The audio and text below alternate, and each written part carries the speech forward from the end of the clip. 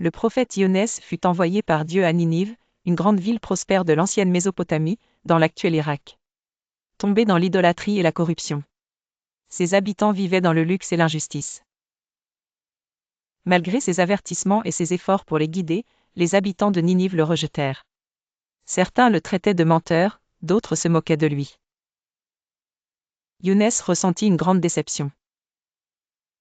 Un jour, il prit une décision grave, il quitta Ninive sans attendre l'ordre de Dieu.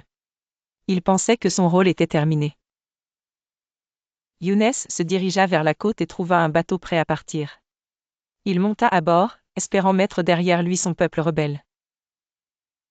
Mais alors que le navire naviguait en haute mer, une violente tempête éclata. Des vagues gigantesques menaçaient de faire chavirer le bateau.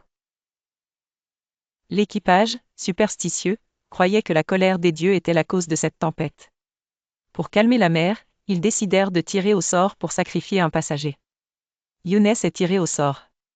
Il accepta son sort, sauta dans la mer et disparut sous les vagues.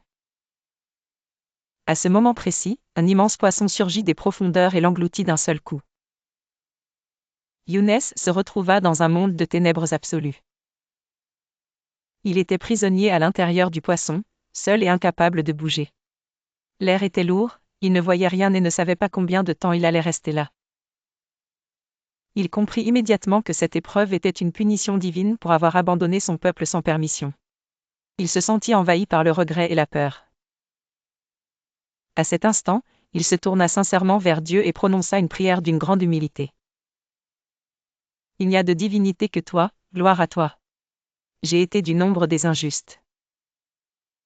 Ces mots étaient un aveu de faute et une demande de pardon.